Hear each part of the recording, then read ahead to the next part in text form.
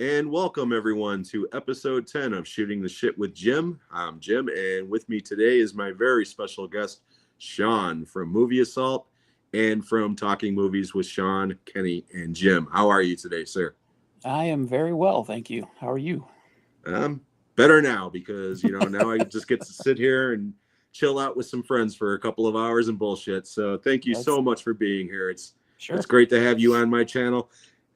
First time that you've been on my channel, actually. hmm Kenny was good enough to step in on New Year's Eve when things changed for our other show, but Yep, you weren't able to make it, obviously, that then. But thank you so much for being here today. I really appreciate it. sure. Thanks for having me on.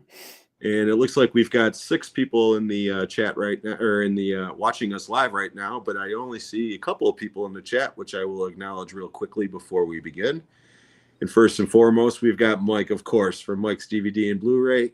Mike, Mike, thank you so much for being here. And since I am a whore on my own show, I can do this, and Mike is here. I will plug this coming Tuesday, on the next installment of Talking Movies with Sean, Kenny, and Jim. Our very special guest will be Mike from Mike's DVD and Blu-ray collection. And we're going to be talking about summer releases, movies that were released in the summer, but they cannot be any kind of franchise or anything that's been remade or rebooted or anything. These have to be standalone films that were released in the summertime. So tune in. We'll go more into details on that show later on. But thank you so yep, much for being here, Mike. all And around we've good guy, also Mike. got Dan from Mr. Dan in Horror. Of course, Dan's here. Hey, Mike watched Pitfall with Lisbeth Scott the other day. Pretty good. The only Pitfall I know is the video game. Yeah, me too. And we've got Corey, of course, from Corey, Wilkie's Movies and Music. Thank you, Corey, for being hey, here. Corey. And my good friend Daniel. Daniel, who Barrett number 8, but he is Daniel. So thank you so much for being here, Daniel. My good friend Sean from Cinephile World Order is here. Thank you for being here, Sean. Hey, Sean. And of course, King Yam himself, Kenny. Hello, you beautiful bastards, is here. Thank you for being here, bud. I really appreciate it. The King of Yams. Okay, so let's go ahead and start the show proper. Sean, how did you start your channel on YouTube and when? Oh, Jesus. I've actually been on YouTube since 2009. I started a channel called Media Assault. I want to bore everybody with the details, but I started a website back in the 90s called Game Assault. It was a video game website, and I wanted to stop talking about games because I became less of a gamer, more of a movie person. But I have a movie review site that started in 97 and a game site that started in 98. I combined them in 2006 into Media Assault. And then in 2009, I made the Media Assault YouTube channel. And I just decided I wanted to just focus on movies. So I kind of killed that channel and just made Movie Assault. I think 4 years ago, I can't even remember now. So I've been on YouTube for a while. If you go back and watch my old channel, which is still up, I still have the videos are up there. You can watch me age, not so gracefully on YouTube. My beard was nice and brown, and my hair was brown. I was a lot skinnier. It's pretty sad. But yeah, I did. Middle age sucks. Yes, it does. But yeah, I just reviewed movies. But when I did the older channel, I did music reviews and stuff. And I used to take a lot of time to make my reviews. It would literally take me 8 hours to make one video. I did all these editing things, and I wrote scripts, and just really got into. Plus, I was single. I had time to do all that kind of stuff. And now I just plop my ass in front of the camera and spit out a video every now and then. So, but yeah, I've been on YouTube for quite a while. But I love it. I just wish I had more time to do it. Right. And how did your side project start? The Talking Movies with Sean and Kenny, and then That's all. later on, this other idiot was asked to join. But how did the show actually begin with you two? That's all Kenny's fault. Kenny was on somebody else's podcast, and he invited me to be a guest on there, and I just sort of got bitten by the bug of being on a podcast. I thought it was fun. And Kenny had been commenting on my videos since the dawn of time. And I always thought he was a little kid. I never knew he was, he was a grown ass man. He's a kid at heart. But then when he asked me to be on the podcast, I realized, oh, Kenny's not a little kid. He's the same age as me, and we have a hell of a lot in common. So we just sort of hit it off, and I decided I wanted to start my own podcast. So I just said, hey, Kenny, do you want to start a podcast? So we did. And then you came on as a guest, which was recommended by Kenny. And I forget who suggested it, but somebody's like, Jim is great with you guys. You got to get him on as a co-host. Patrick. And was it Patrick? Yeah. Yep. Okay. Yep.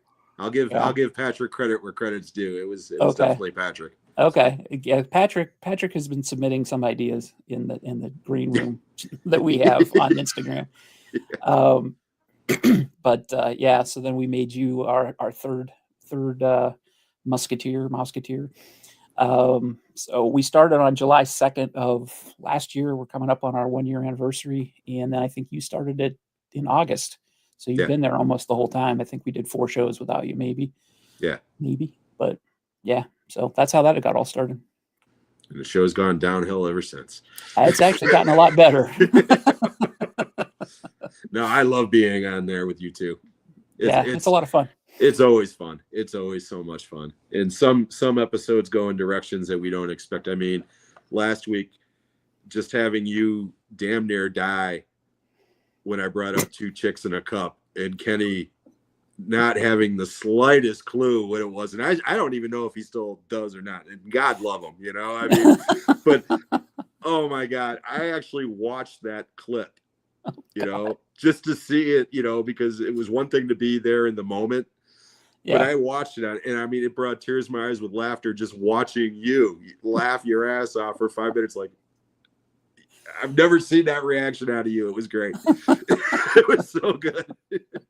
Kenny says he still never saw it. Good for you, Kenny. And please don't. Don't do that to yourself. Don't mangle your algorithm like that. Anthony is here. Anthony, thank you so much. You're watching Mortal Kombat from '95. Yeah, I saw that one theatrically. Me too. It's Thank actually God not I a bad movie. Didn't see Annihilation theatrically. Thank God. Let's see here. Daniel says, thank you. I've got to go. Big heat wave down here. Also, air quality alert. Well, hey, take care, bud. Yeah. And thank you so much for being here. And we've also got Melina Long. Which celebrity, Jim, who don't like? A celebrity I don't like? I'm not a big Kardashian fan. I mean, do they qualify as celebrities? They're celebrities. I don't know if they actually have any talent famous other than for being famous, but she didn't say actor, actress or whatever. I mean, I tried to keep people's personal and professional shit separate. I know a lot of people can't stand Tom Cruise. You're one of them, of course. And yeah, I don't like the whole Scientology shit, but at the same time, I like Tom Cruise, as an actor. Oh, as an actor, I don't mind him, but yeah, as a person, let's see here. Oh, and Jeff 101 Bronson is here. Hello, Jeff. Hey, Thank you so much. And I'll be mentioning Jeff later on at the end of the show, but yes, Jeff is scheduled to be on the show next month, and I'm really looking forward to that. We've also got Words and Pictures is here. Hello. Thank you so much for being here. Hello, Jim. Hello, Sean. And hello, everyone. Hello. And real quickly here, celebrities are community college dropouts. Pretty much. And Yam is here. Hey, Yam, thank you so much for being here, buddy. You're awesome. Okay. I don't know Yam. I know Yam's in a different context. Yeah. Yam Yam is over in England, and he's a great guy. Absolutely great guy. Okay, so we covered how, the boring stuff about, how you got your start and how the other talking movies started, but let's dig a little deeper into the mind that is Sean. What is your earliest cinematic movie memory, regardless if it was a Disney film, whatever? The earliest thing I remember is my mom taking me to see, I think it was Grizzly Adams. The Life And and Times with Grizzly Adams. yeah, I think that was it. And it was at this place. It was a theater called the Basil Theater in Hermitage, PA. And I remember before we went in, my mom told me, she said, it's like a big TV set, but there's no volume knob. So you can't talk because nobody can turn it up if you get too loud. So don't talk. And I'm like, okay. And that's been like my golden rule for the theater ever since. Like, don't talk in the movies. It's like my personal pet peeve. But I just remember going in there and just making sure I didn't talk the whole time. I remember about 5 seconds of the movie, which all I remember is pine trees and a lake and a guy with a beard. That's about all I remember. But that's what I remember is my first time going to the movies. Just my mom setting that rule, don't talk in the movies. But it was really cool to see a movie up on the big screen like that. I thought that was awesome, and it was like a big TV, which was great. But I don't remember the movie at all until I watched it on TV like later. I'm like, oh, this is the same movie I watched. Okay. Yep, I saw that movie too, theatrical. Yeah. Dan Haggerty, because they even turned it into a TV show for a while. Yep. Funny thing was that theater, the Basil Theater, I ended up being a projectionist and the assistant manager of it later on. Nice. Nice. Yeah, I ended up managing the theater that I went to constantly as a kid. That's awesome. Yep. And the drive-in, as a matter of fact. How about video rentals? Do you remember what the first movie you rented on video? I don't. That wasn't, like a porn? You know my too well. My mom got remarried when I was in just before, I think it was like 8th grade, and we bought a Betamax recorder. So it was kind of hard to find tapes to rent because we had a Beta. Everybody had VHS. Yeah. But there was a place, it was a furniture store, believe it or not, that had a little rental place in the back because they sold VCRs. So they rented stuff out. And I think the first thing I rented was The Thing, believe it or not. But I couldn't watch it because the tracking was so screwed up on the tape. Like it was like watching like a sea of static. So I didn't even really get to see the movie. It was like fighting with the tracking knob the whole time. So I'm like, sucks. Yeah, so I was really upset. But after that, I got a VHS player for my room with my graduation money from high school because we had a satellite dish and we had HBO and all that kind of stuff on it. So we didn't rent a whole lot of movies. We would get like the pay-per-views off the satellite, and then we had one of those chips that unscrambled all the pay channels, that was highly legal. Right. So we didn't really rent a lot of movies back then. We just watched them on all the different channels we had. We had Showtime and HBO and the Movie Channel and Cinemax and everything. But we had the East and West channels and stuff. So there was always something on to watch. I remember watching the Ice Pirates like 4 times a day. So nice.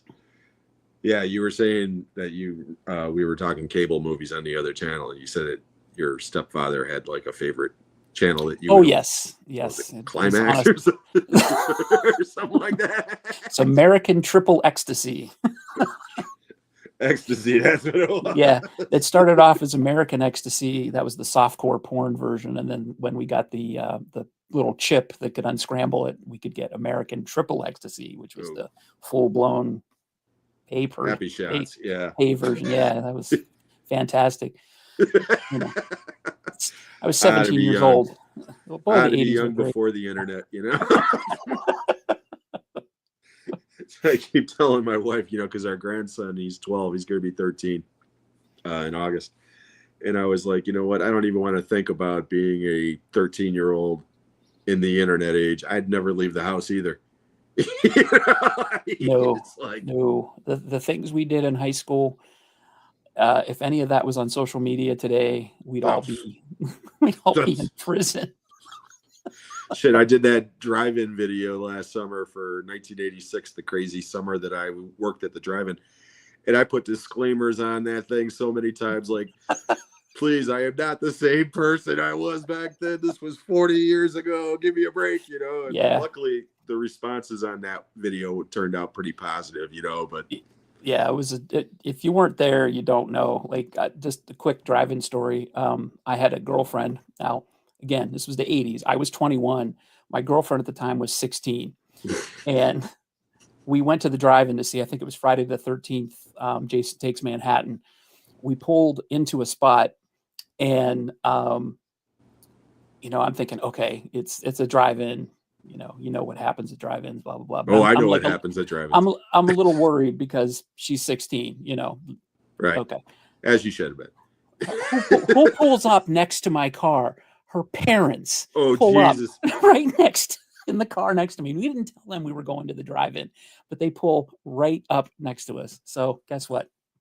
I saw that whole movie. That movie sucks. Yes, it did. And she broke up with me the next week. So, because her parents followed you to the fucking drive-in. Yep. Oh, here we go, Corey. I just rewatched Ice Pirates recently. It was fun to visit. Yeah, that was with Garrett the other day. I was checking that out. That's awesome. I really have to rewatch that because I, believe it or not, for as often as I watched it back in the '80s, I don't remember much of it at all. Yeah, it's not good, but it's fun. It's one of those movies, Yep.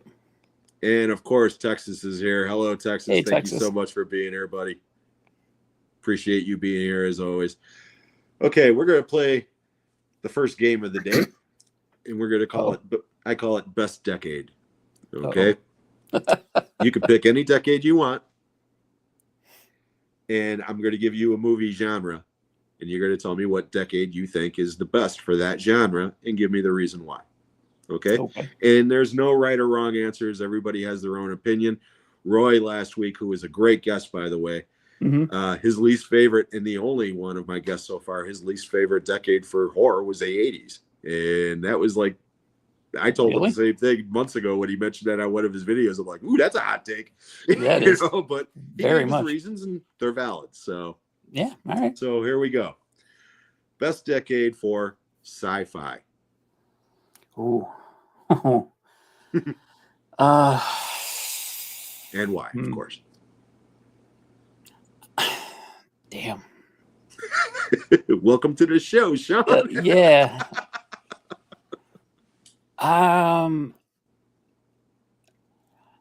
It depends if you're thinking hardcore sci-fi or like sci-fi fantasy, like action-y type.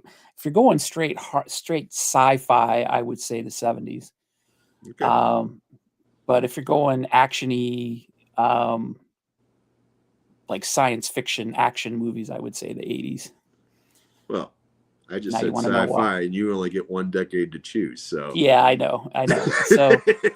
So I'll commit to the '70s. I think the '70s, were, of course, you had Star Wars, which, if you're gonna split hairs, isn't technically a sci-fi movie.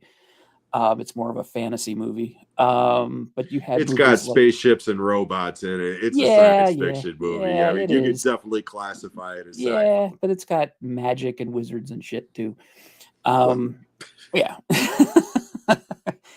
But I think in the '70s they took, like, you had Silent Running and Logan's Run. You would have issue-based sci-fi that told stories with like a sci-fi theme with them, and then they were more adult-ish stories, I guess, and they're more hardcore, and they didn't spoon feed the audience like stuff to just make franchises. I don't know. That probably isn't coming out very well, but I don't know. I think if you were a hardcore sci-fi fan, I think there were a lot more interesting films made in the '70s with just deeper topics, I think. But I think for people who just want to eat up movies with spaceships and special effects and action and stuff, it would be the '80s. So it depends on your definition of sci-fi. That's how I'm gonna straddle the line on that. But hardcore sci-fi, I would say '70s. All right. Or definitely '80s. Yeah. And you don't have to explain why, because everybody knows why. Yeah. Do they though? Well, no, outside of Roy, yes. Yeah, practical effects and just the great directors doing their thing back then. Yep. Just yeah, I mean that was peak horror. Fangoria magazine, reading all the different horror makeup effects artists going and doing what they do. I loved doing that. Evil Yep. Dead, Rick Baker, Rob Bottin. I loved reading all that stuff. Yeah. So, Those guys were rock stars. mhm. You know, they were. Yep. Nowadays, it's because of the digital effects. It's like outside of, you know, the K and B guys who are still kind of going strong, you know, Yeah. nobody really knows any effects people anymore. No, it's companies, Yeah. and if you're lucky if you even know them. Right. Okay, here comes the tough one. At least Oh, most boy. people think this is the tough one. Action movies. Whew. I have never been a huge like just action fan. Action has always been something that I've watched, but I've always watched with other people, like my stepfather or my father. I like action movies, but they're not like my favorite. I'm gonna say 80s, late 80s. Probably because you've had the bigger personalities like Stallone and Schwarzenegger and Van Damme and those kind of guys, you know, marketable because they had character and they put some personality into it. Chuck Norris, he never was really my kind of guy, but he was like more late 70s, early 80s. Yeah.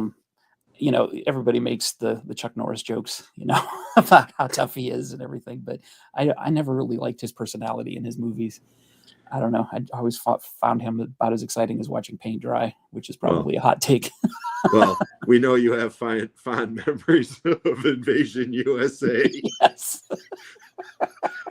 Maybe that did it. Yeah. If anybody doesn't know that story, I had a homecoming date. I took the foreign exchange student from Sweden to homecoming, and I wanted to take her to see Back to the Future. You know, I thought, oh, I'd take her to see a nice, you know, American movie. She goes, no, I want to see Invasion USA with Chuck Norris. A real American movie. Real American movie. Yes.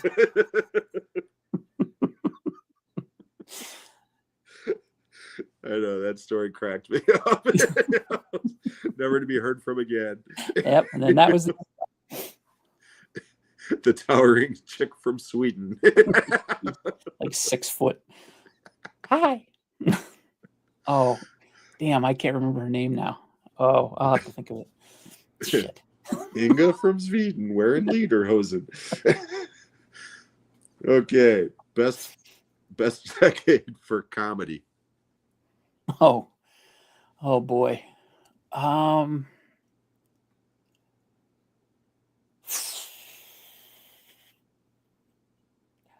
For me personally, I find myself watching a lot of stuff in the late 70s, really. I mean, the 80s were great, but I keep going back to a lot of late 70s stuff. Like the initial films from the Saturday Night Live guys when they were coming out. Gene Wilder stuff. Mel Brooks's earlier films. Not earliest films, but earlier films. Just stuff like that. I just love that stuff. So I'm just the 70s. I mean, the 80s were great. Don't get me wrong, but I keep going back to the 70s. My favorite comedies are definitely from the 70s. I mean, we did that top 20 comedy show way back when, and like 3 out of the top 5 were from the 70s, you know. Yeah. So. Yeah. And one of them was from 1980. So, you know, I mean, what the hell? Okay, here's going to be a tough one though for you, I think. Best decade for kaiju films. Oh, geez. Because I know how you feel about your kaiju films. Oh, God. Well, the peak was the 60s for Godzilla. But those weren't very good. Wow, that's a toughie. In the 70s, they were really bad. Other than Godzilla, the other kaiju films are just generally pretty crap. I mean, I still watch them because I love them because they're crap, but they're not good. So in terms of quality, I would have to say the 50s because they were at least trying to be serious, and sometimes they lucked into being a halfway decent good movie. The original Gojira from '54 is still a classic. I mean, that's a great movie with just unfortunately not so great special effects, but it's a good well, it's a great movie. And then it sparked a whole bunch of competitors, and those were all in like the '60s, but they're all terrible. So I still love those movies though. oh no, don't get me wrong. I don't like them because they're great. I like them because they're crappy. But I was a little kid, and that's what I Yeah, me watched, and too. I just sort of projected myself into it, and just they were cathartic for me.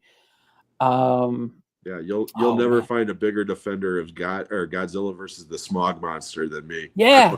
I fucking love that movie. And again, I It, know it's a piece of shit, but I love it, you know. but even as a kid, I thought that movie was whacked out, but I Yeah. loved it. But Like, again, they're all whacked out. yeah, I mean that was like Gamera, the turtle psychedelic. that flies around, you know, Oh with yeah, the fire shooting out of it. You know, I mean, yeah, yeah. Roger Ebert said he's a turtle powered by farts. yeah. Um, I don't know. It's kind of unfair to say the '50s, but I'm going to say the '50s just No, it's because fair enough. it's Fair enough. there's not much there, but the '50s. Oh, and Kenny says, "Rock the Cradle of Love." Yeah, I got enough shit for it when Winger came out with 17. Trust me. That's why Kenny is the Yam King. Yeah. That's right. Okay, I'm just going through here real quickly to make sure I didn't miss anybody who stopped in.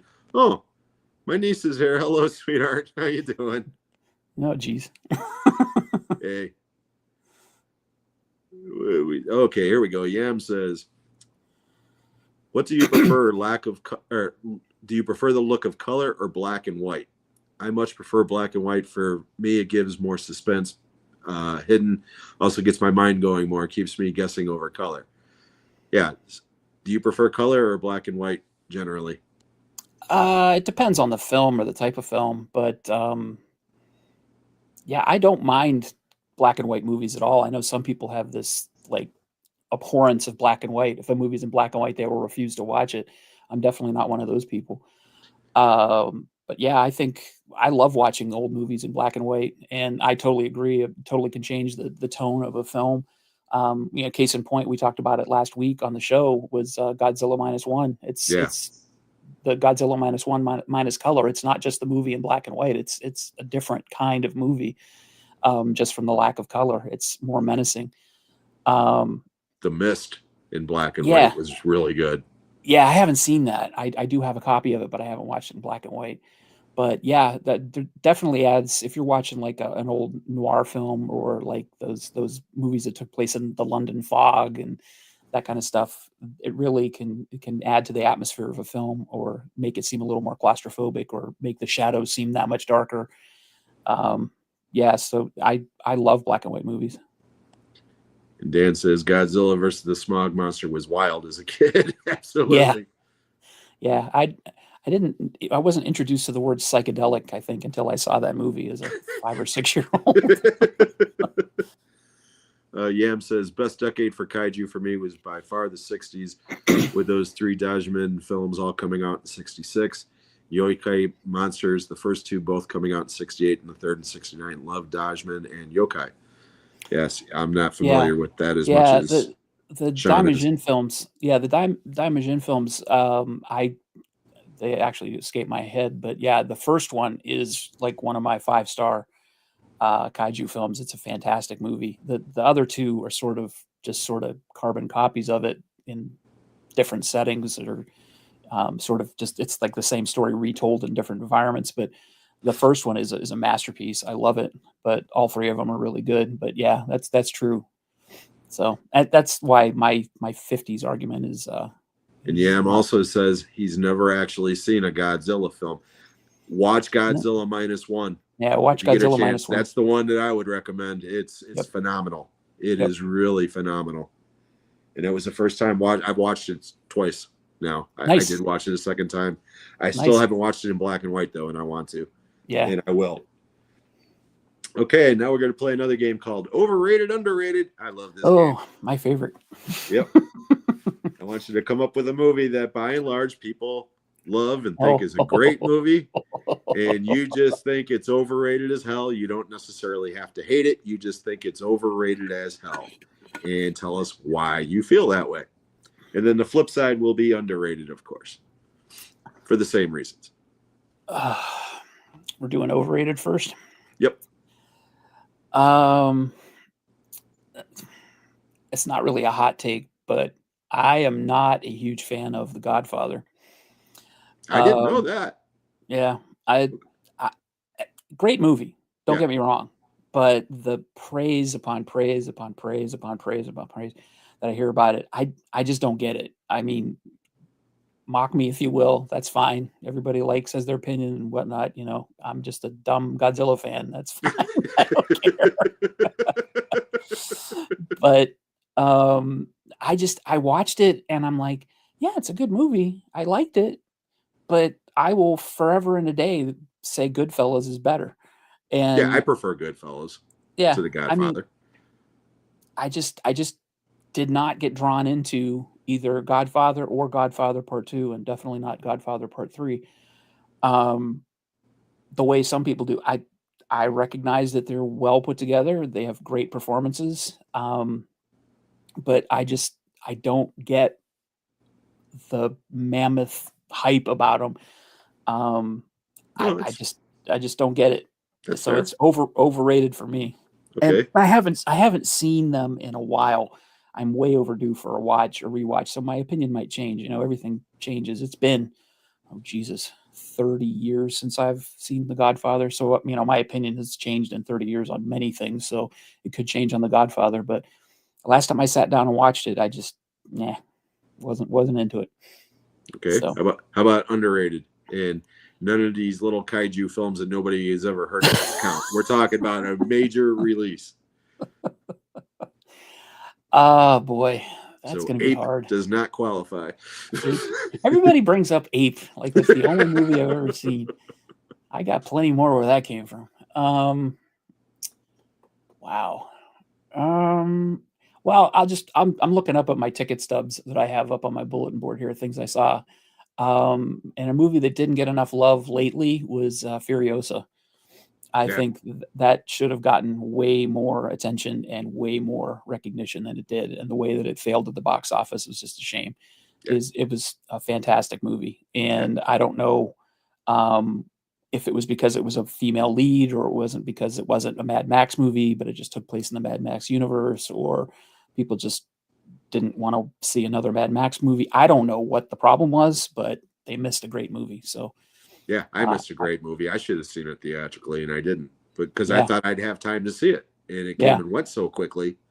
I was shocked. That was right around the time that I started the show with you guys, because it was premiering on Max like that week or whatever, and I was really excited to watch it. So yeah, I got a chance to see it theatrically, and I'm glad I did, because it was worth seeing on a big screen. And I watched Fury Road right before watching Furiosa, and I'm glad I did, because it was great. It was just like an extension of that movie, or actually, prequel, but it was great, and I think a lot of people missed out. Real quickly here, almost hit the same comment again. My niece says, I watched Godzilla -1 with my girlfriend. We both loved it. The black and white version was great. Added a lot to the atmosphere. Yeah, that's what I've been told, Nicole. I definitely want to check it out. Yam says, fun fact, I sometimes, not always, but sometimes turn the color down on my telly, so I'm watching colored films in black and white. And Melina says, last black and white movie is Raging Bull from 1980. Schindler's List. I mean, there's been other black and white movies, but Raging Bull's a fantastic movie in black and white. I can't imagine that movie in color, quite honestly. Dan agrees with you. He says that Furiosa was great in the theater.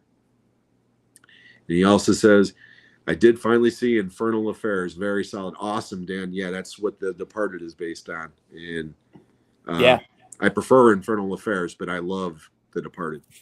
I still have to see Infernal Affairs. I've seen The Departed, but not Infernal Affairs. Yam says, most overrated film for me is The Blair Witch Project. Worst piece of tosh I've ever seen. Nothing at all happens. Most underrated for me is Savage Streets. I love it. I don't hear many talk about it. Yeah, Savage Streets with Linda Blair. And I think Linnea Quigley's in that one too, is the younger sister. Oh, wow. It's been years since I've seen Savage Streets, but yeah. I've heard of it. I don't think I've seen it. I may have seen it and not known what it was. You know what I watched last night, which I don't know if I would consider it overrated or underrated, but I watched the Killers of the Flower Moon last night. Oh, how was it? And quite honestly, I was very underwhelmed by it. Really? Yeah. Hold on one second, please. I told you my phone was going to go off in the middle of the show. That's all right.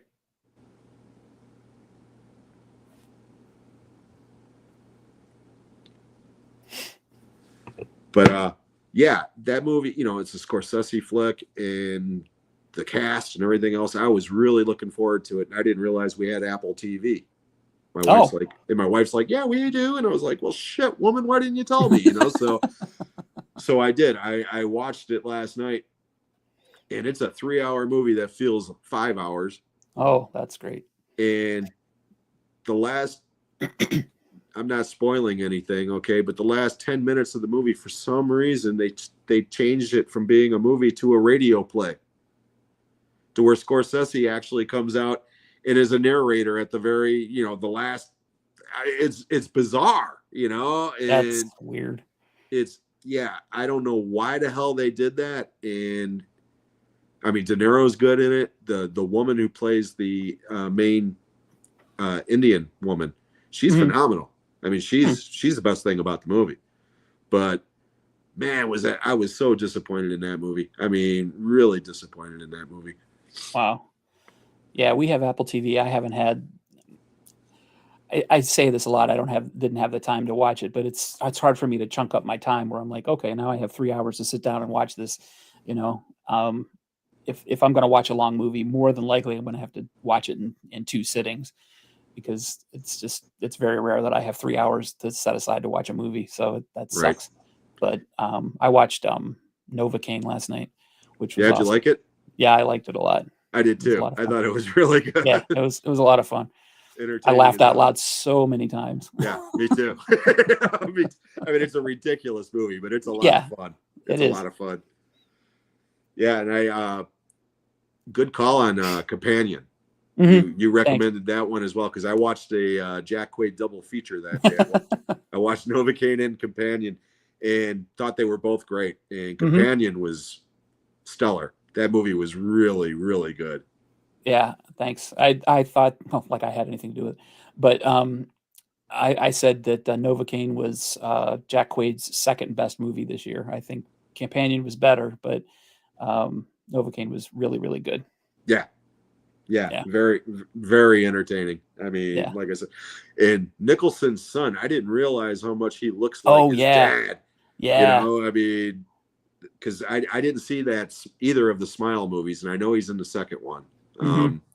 So that was like the first movie that I can recall actually seeing him in, and he'd get these certain looks on his face, you know, and it was like, holy shit, does he look like his old man? I mean, As soon as he came on the screen, I was like, why do I know that face? Why do I know that face? And then I saw his name in the credits, and I was like, oh, duh. Yeah. You know, because it didn't hit me that was him. Same smile. Yep. That same maniacal smile. Yep. Kenny called it perfectly. He says Novocaine was a popcorn movie, and that's exactly what it is. That's exactly what it is. I would have loved to have seen it in a theater. Yeah, me too, with an audience, you know. Yep. I'd love to get a crowd's reaction with that one. And of course, my good friend Carlos is here all the way from the UK. Thank you so much, Carlos, for being here. Really appreciate it, buddy. Yam says Savage Streets is a great double bill with Class of '84. Yeah, actually, yeah, absolutely. And Kenny also says Companion was tremendous. Sean, you're right. The girl will be huge. Yeah, what's her name? Sophia Thatcher, I believe. Sophie Thatcher. Yeah. Yeah. Yeah, she was great. Everybody was really good in that movie. I mean, yeah, it was a great cast. Alrighty. Now we're going to play another game. We're going to call that I call real original here. Top 3. Jesus. Where these don't necessarily have to be, you know, written in stone or whatever. This is off the top of your head, but I want you to give you the top 3 movies in these following genres. The first ones that come to your mind. Okay. So we know we're going to start off with the one that we've already established you love so much. Top 3 action movies. It's not that I don't love action movies. It's just it's not something that I sit down and watch very often. Terminator 2. Oh shit.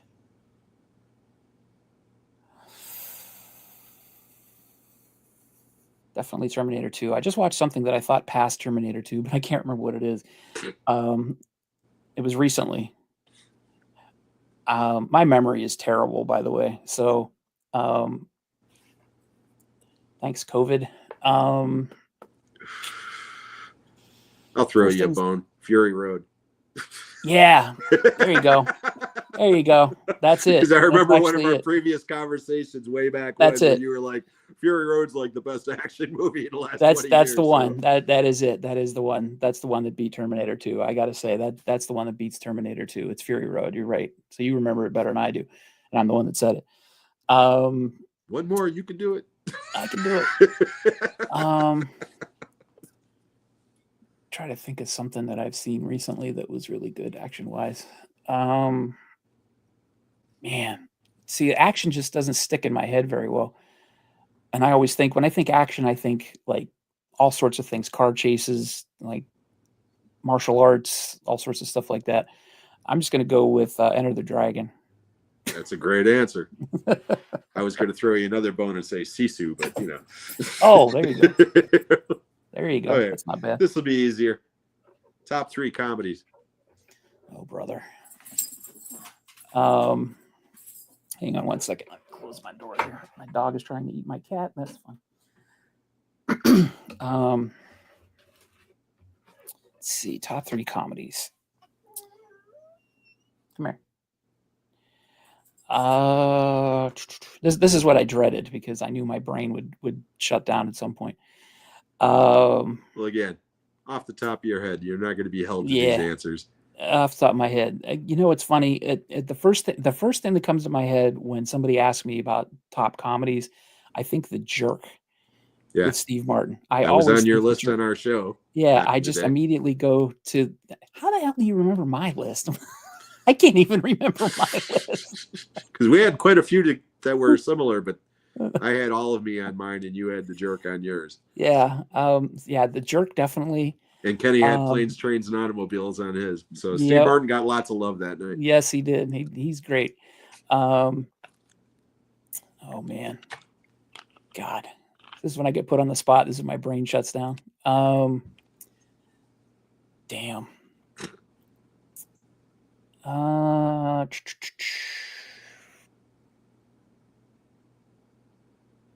Let's see. I'll just name some that I've watched recently that were funny. These are definitely not the top 3.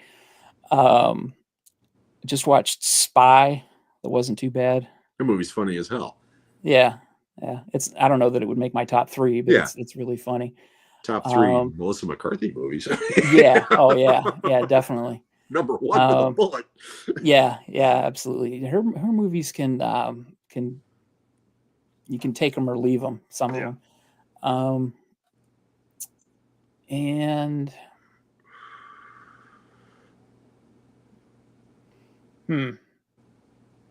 Stripes. Great answer. I was waiting for We're the Millers. Yeah. I know. I throw that one a lot of love. Surprisingly, it didn't pop in my head. Top 3 sci-fi. Oh, geez. I'm going to go right back on my earlier comment about Star Wars not being a sci-fi movie, but I got to say Star Wars. Star Wars would be up there.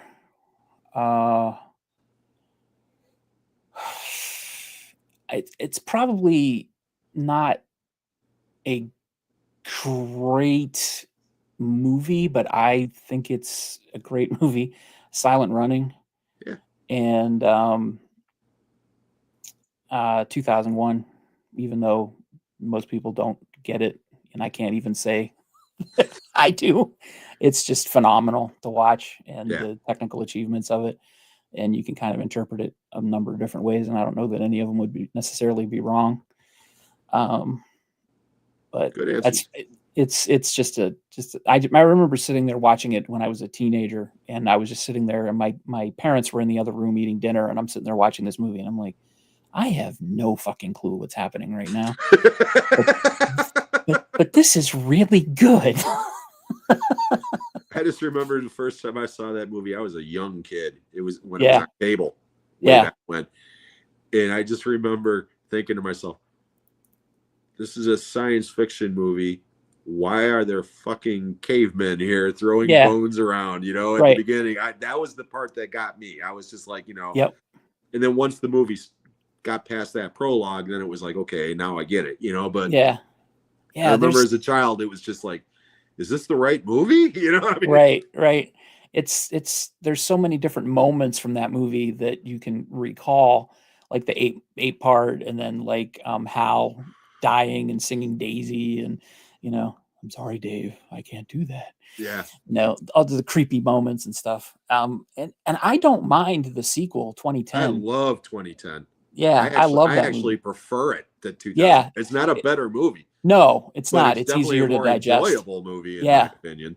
Yeah, You know, I was going to say it's a lot easier to digest and a lot easier to sit down and enjoy. Yeah, so I have both of them, but I would watch 2010 over 2001 anytime. Yeah. But yeah, 2010 will always be very near and dear to my heart. You know, I told you guys about the lady who went into labor during that movie while we had it at the theater. oh yeah. And we had to stop the movie and call an ambulance, and they rushed her out, you know, and she was all good. And luckily the hospital was nearby, and she gave birth, and it was all good. And then about 3 days later, we found out that they named the baby Hal. And we just thought that was the funniest fucking thing in the world, you know? And yeah, like I said, I every time I think of either 2001 or 2010, I immediately think of that, you know. It's That's just hilarious. one of That's those great funny. memories. There was a scene in that movie where Dave, the original astronaut, appears, I think, because it's been a while since I've seen it, but I think he appears to his wife in the kitchen. First his ex-wife, and then his mother. Yeah, and he goes, you know, something happen, something's going to happen, something wonderful, and he's Wonderful. yeah, and I don't know why, but when I was a little kid, that just affected me in some weird way. It kind of like brought a tear to my eye. I don't know why. I get strangely emotional about stupid things like that. Like the Superman trailer brought a tear to my eye. The new Superman trailer. Yeah. Made me tear up. Have no idea why. Because it's James Gunn, and he's good at that shit. Yeah. I mean, the first time I saw, okay, we were talking about it on the last show with Kenny, you know, that we both got a little bit emotional during Guardians 2 over, or Guardians 3 rather, Guardians over 3. something CGI related. But Guardians 2 made me cry like a baby in the theater when Yondu gives his little, oh yeah, you know, he might have been your father, but he sure as hell wasn't your daddy, boy, or whatever. You know, it was like it just hit me. You know, it was so good, so good. And James Gunn is really good at that shit. He's really good at that shit. Yep. Yeah, he's good at that. Plus, there's a connection with that movie and me and Superman. Superman, and there's a whole bunch of connections emotionally with Superman and me, and my dad. So my dad took me to see the original 1978 Superman, which as of right now is my favorite superhero movie of all time and probably will be forever. My dad and I didn't get along personally very well, but we always went to see movies together, and he took me to see a lot of movies. He took me to see that, and I loved it. And we just had a lot of issues, but we had a lot of good memories movie wise. Yeah. And then Superman was invented by two kids from Cleveland, which is where I live now. I'm not from here, but I live here. They filmed this new Superman part of it in Cleveland. Part of what they filmed was 10 minutes from my house. And I went to the set and got to see some of it. I didn't get to see them filming, but I got to see the set. I got to walk around on the set before they started filming. Yeah, I remember you And then, talking about that. yeah, and then seeing that set in the trailer, and then having it recall bits and pieces of the original film with the the soundtrack and a little bit of the way the credits like fly out and stuff. Yeah. It all just rolled around in my head and just kind of brought it all together. And I'm like, oh God, this is going to be a roller coaster. So, yeah. Yeah, that first Yeah. Superman hero or Superman movie is very near and dear to my heart too, because I saw it Yeah. theatrically too. Mhm. You know, the famous tagline, "You will believe a man could fly," and it was like, Yep. I was 11 and I did. I Yep. totally believed Christopher. And Christopher Reeve will always be my Superman. I Yep. mean, he's Yep. just, he was perfect. He was really perfect. Okay, now I got lots of stuff here we're behind on, and I Uh-oh. see my good friend Carlos has left since we were talking about Superman. So Carlos is notorious during my shows of doing his movie face-offs. So here we go. Movie face-off: Superman Uh-oh. 2 Okay. versus Sam Raimi's original Spider-Man. I would go with Spider-Man. I'll go with Superman 2. It's close. Yeah, it is close. Now, if it was Spider-Man 2, I might go that way. But Yeah. I love Superman and Superman 2 to me are like, ask Superman me 2, what day of the week and which one I prefer. I love if them it was both. Superman 2, the Richard Donner cut, I'd go with Superman 2. Yeah, fair enough. Okay, Empire Strikes Back versus Star Trek Wrath of Khan. Oh boy. Damn. Oh Jesus. I'd go Wrath of Khan, believe it or not. I love them both dearly. I mean, dearly. You Mhm. know? But I got to go with Empire Strikes Back, because to me that's like the greatest science fiction sequel ever. You know, it's just it's so good. It's the best Star Wars movie to me. It just is. It is. The reason though that I would pick Wrath of Khan is it has the single best moment of any of those two films, and that's the Spock moment at the end. Yeah. The the needs of the few outweigh what is it? The needs of the many outweigh the needs of the few. Yep. Or the one. That, yeah, or the one. Yeah. Yeah, I would totally go with that. That's just because I was a huge Star Trek fan growing up. No, that movie made me cry too, theatrically as a kid. Mhm. I cried a lot in Yep. '82. And here's a good one: Close Encounters or E.T. Close Encounters. No Now, question. if you would have asked me years ago, I would have gone with E.T. But now I'll go with Close Encounters as well. Yeah. It's just, and Close Encounters blew me away as a child. I saw that one Yep. theatrically, and I don't- same year as Star Wars. Yeah. It's funny. Most people think it was 78, but it was late 77, December of 77. I think it came out. Yeah. And let's see here. My niece, as far as the action movies go, would be Die Hard, Fury Road, and Baby Driver. Baby Driver is so good. I haven't seen it. Oh, dude. Yeah, I know. It's a musical without singing. That's awesome. It's everything is choreographed to music as far as car chases, gunfights, everything, and it's beautiful and so amazing to watch. It is. I think it's the best thing that Edgar Wright ever made, and I love all of it. I love all of Edgar Wright's movie. Yeah, it's my favorite Edgar Wright movie. Wow. I could watch that movie once a week. It is so good. Okay, with that, I will have to watch it. I have it. I just haven't watched it yet. I've seen most so of his good. films. Yeah. Let's see here. And Kenny says comedies. Freddy Got Fingered, Baby Geniuses, and Rush Hour. Sean's faves. Freddy Got Fingered. Oh my god. I've only seen one of those. Baby Geniuses. Rush Hour. Yam says, if there's ever a prequel to The Shining, I think Jack's son would be perfectly cast, even though I'm not a prequel fan. Yeah, he definitely looks like him. Oh, absolutely. Let's see here. And my niece says, I don't know if I could just pick 3 comedy movies. It's my second favorite genre next to horror. Yeah, I know. I raised her well. She's a good horror fiend, just like me. Stacy's here. Hey, Stacy. How you doing, sweetheart? Hey, Thank you for being here. And yes, I noticed Kenny did answer it, but she says, will Kenny be a guest on here? Yes. Kenny will be the next guest, and we will get into that towards the end of the show. But yes, Kenny's going to be the next guest on my show in 2 weeks. I'm going over so well. I want to know when the next guest is. Well, no, they want to grill him about Two Girls in a Cup. When's the next guest on? Love Lemon and Mathau, because things don't don't seem forced. You can see like there Laurel you Hardy. go. You can tell they actually care about each other. Gotcha. Yeah. See, Yeah. thank you deciphering Kenny for me.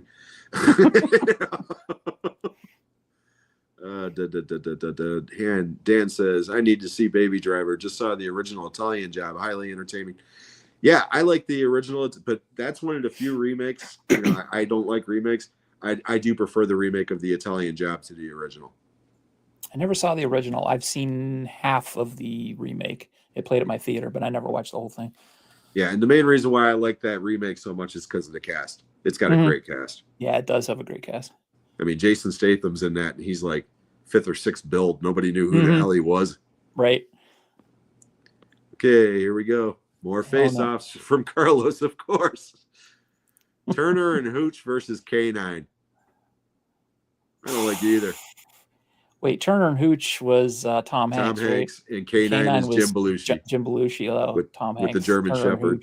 Yeah, Turner. Yeah, I don't like either of those fucking movies, to be honest. I don't either, but I remember seeing Turner and Hooch. I would go with K9 just because K9, to me, actually had a couple of emotional moments in it. Turner and Hooch, it was basically just drool, as I remember. I mean, I have very vague memories of both, to be honest. But I just remember that was like the reoccurring joke in Turner and Hooch was drool flying everywhere, and Tom Hanks going, whoa. You know what I remember about Turner and Hooch? The night before, I went out with my girlfriend at the time, who was that 16-year-old girl, and I held her hair as she puked in the toilet. Too much Hooch. Yes, too much Hooch. And then we went to see Turner and Hooch the next day. So that drool just made her sick. So let me get this straight. And the statute of limitations are way gone, so don't worry about it. I did not get her drunk. You're a 21-year-old dating a 16-year-old. I did not get her drunk. Okay, I was going to say, are you buying her alcohol too? No, we were at a party. We were at a work party.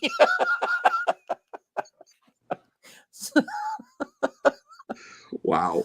At the theater. At the theater.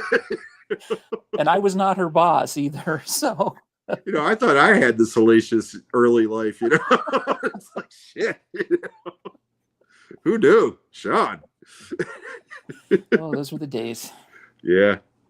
Trading Places versus Dirty Rotten Scoundrels. Oh, Trading Places. Trading Places, for sure. And Stir Crazy versus Twins. Oh, Stir Crazy. Stir Crazy. Stir Crazy, yeah. Stir Crazy. Oh, excuse me. Let's see here. Welcome to Dirty Confessions with Jim.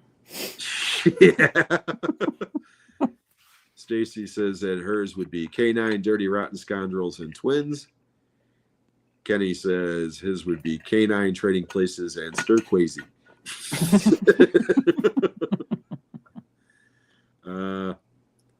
Would you have preferred Mathau play the James Garner role in My Fellow Americans? No, actually, I thought James Garner was very good in that movie, and I thought the two of them played off each other really well in that movie. Yeah, that was a good movie. I like that movie.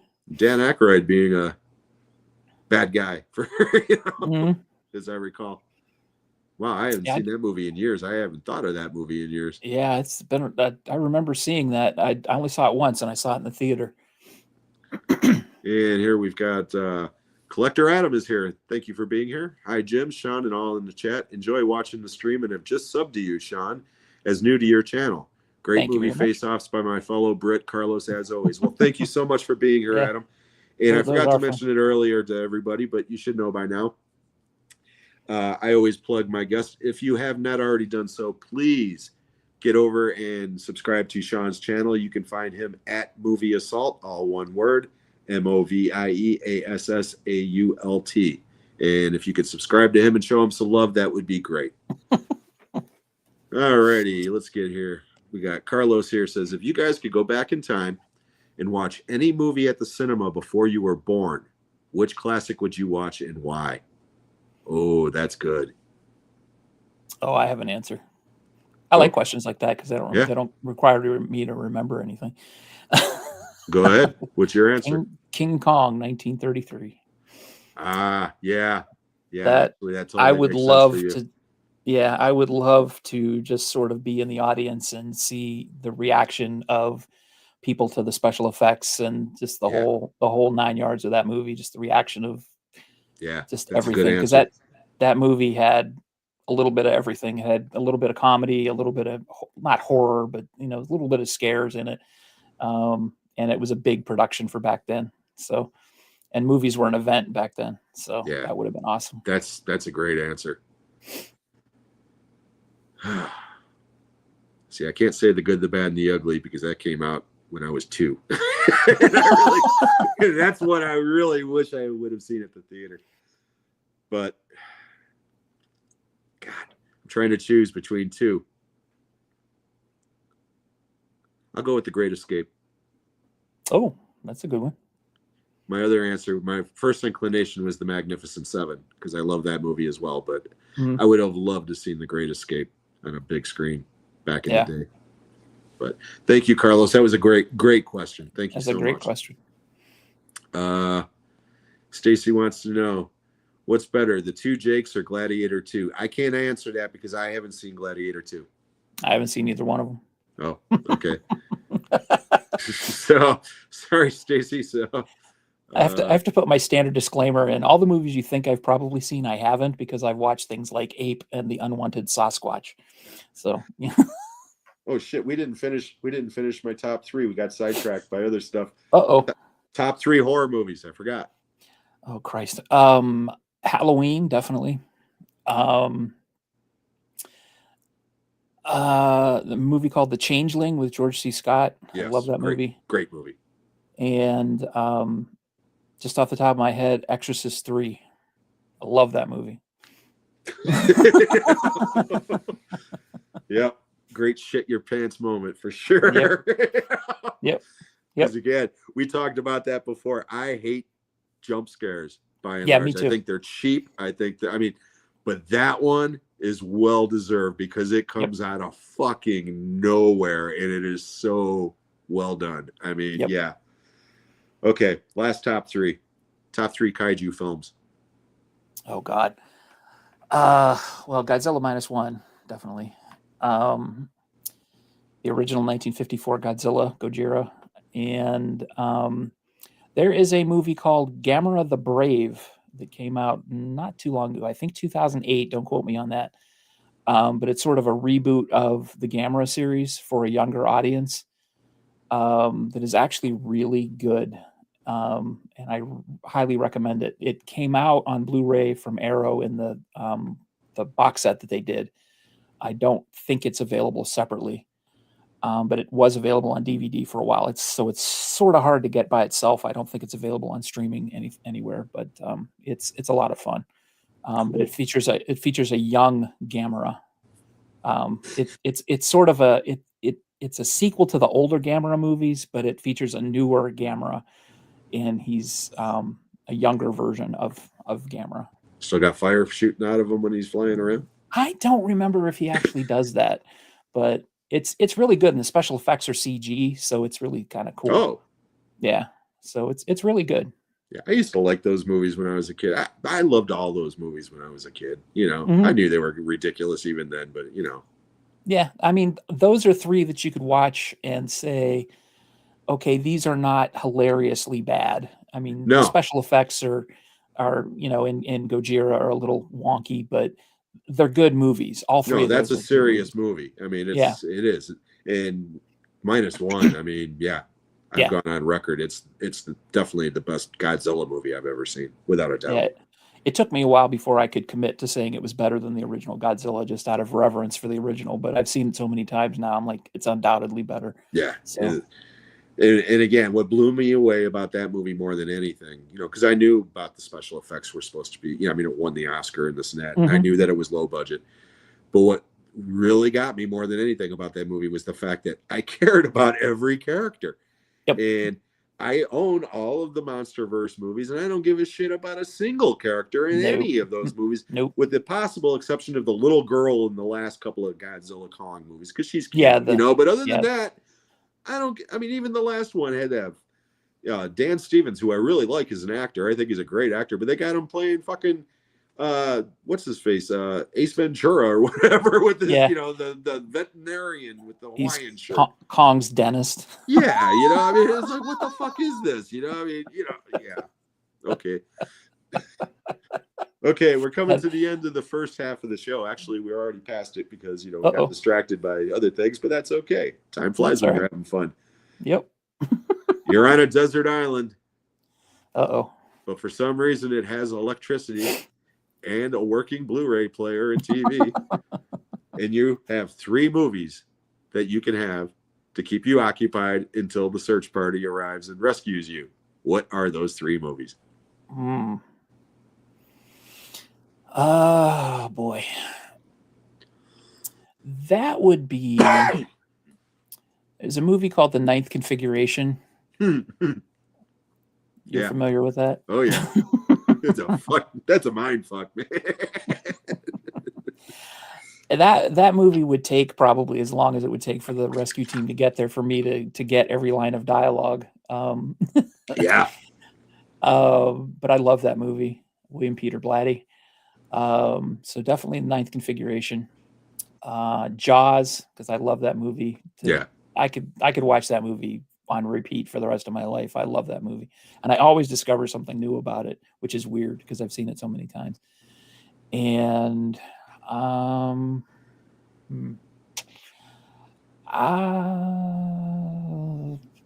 just for shits and giggles, we'll say We're the Millers. At least one good laugh, right? Yep. Yep. My niece is also a fan of The Changeling. So good taste. And Stacy is a fan of my haircut. Thank you, Stacy. And she's also. By the way, I do have to say that my pic of I think I'm going bald on Instagram was not a cut at you. When I heard that was the first thing I thought. Was like, okay, he knows I'm a Rush fan and he's being cheeky. That's why I was like, nice song, by the way. But I like that song. I think it's funny. Yeah, most people don't, but I think it's hilarious. Yeah, I know about the Kiss connection and stuff, and it was mainly because of Alex. Because at the time, Alex was putting a bunch of goop in his hair and was always constantly, you know, freaking out about this and that. But yeah, and they were touring with Kiss back then. Yep. Okay, before we switch over to the second half of the show, Carlos, he's got to always do this. Guys, in your opinion, most underrated actor, actress, director, and movie? Oh boy. Oh, underrated actor. I'm gonna pick low-hanging fruit on this one because we were talking about him last show, 2 shows ago. Brad Dourif. Yeah, Brad Dourif's great. Yeah, I would say Brad Dourif is a very underrated actor. Whether he's the most underrated actor or not, I don't know. But he's well employed, but I don't know that he gets the appreciation that he deserves. As far as actresses go, oh man, who is a great actress that doesn't get respect? See, I can't think of an actor, but I can think of 2 actresses that immediately popped into my head. Who's that? Tilda Swinton and Toni Collette. Yeah, Toni Collette is like a chameleon. So is Tilda Swinton. That's why I love them both. Yeah, Tilda Swinton, I think she gets a little bit more credit because she's always in these high-profile movies like Tar and stuff. But yeah, Toni Collette, that's a great pick. I don't want to steal it, but I will. That's fine. Director Tony Scott. Really? Yeah, I don't think Tony Scott, because he's dead now. But I think even when he was alive, he was known as the blockbuster director, whereas his brother Ridley Scott is known as the auteur. And I always think that he was in Ridley Scott's shadow, both critically and award, you know, whatever way you want to call it. And yet, you look at Tony Scott's filmography from beginning to end, yeah, there's a couple in there that aren't all that good, but for the most part, banger after banger after banger after banger. And I've just always been a huge Tony Scott fan. So yeah, that's my director that I would pick. Oh, that's a really good pick. I don't know that I have anywhere near as a good a pick as that. The first thing that popped into my head, and this is totally where my brain is, and you're going to learn more about that in the next hour probably. If we talk about music, you know what I thought of immediately popped in my mind? Bobcat Goldthwait. No, actually, that is a great answer. That is a great answer. Yeah. Because again, a lot of people don't even realize that he is a director, and if they do, they haven't seen any of his movies, with the possible exception of maybe Shakes the Clown or right. World's Greatest Dad. Yeah. And yeah, I mean, he directed a Bigfoot movie that was great. Yeah.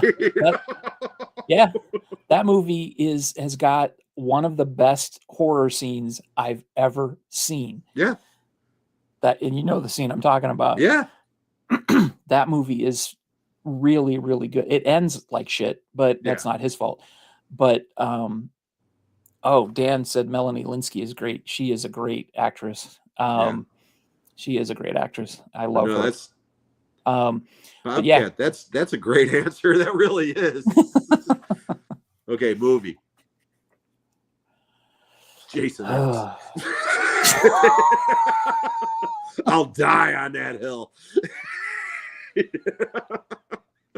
2 girls, 1 cup.